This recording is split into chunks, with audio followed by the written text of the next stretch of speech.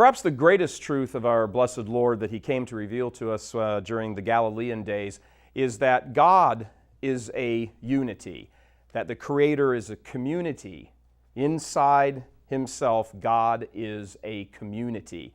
Nothing any human can say will complete this answer about how do we explain the Trinity.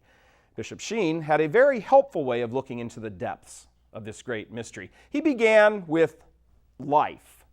That's the amazing thing about our will, is that it loves, and it can love just thoughts. Thoughts that no one else perhaps ever has or ever knows. Our will can love that which is generated inside of us.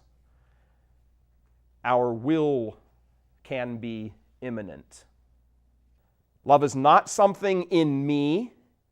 It is not something in you. Love is the mysterious bond that is uniting both of us.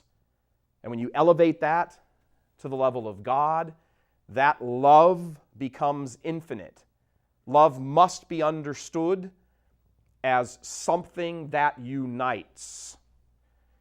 So if you neglect the Trinity and abolish the Trinity, you destroy automatically the divinity of Christ. And that's the goal. So they quote Scripture, and they distort it. They fail to recognize, deliberately in many cases, that in His humanity, Jesus is subordinate to the Father.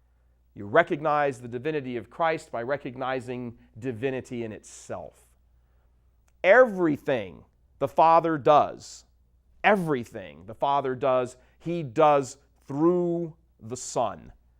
That's why the Father could not incarnate, because His actions are done through the Son. Somebody asked me once, how come God the Father had to send His Son? That seems kind of like not a great thing to do. Go yourself. Why wouldn't the Father just do this Himself? Because the Father's actions are done through the Son. And what the Father and the Son do is always the same action. Recall Jesus' words when the Pharisees said, you're running around, doing all this healing and, picking corn and everything on the Sabbath. What are you doing? And Jesus turns around and says, well, somebody dying on the Sabbath, you don't tend to them? He says, my Father is working and I am working and my Father goes on working too.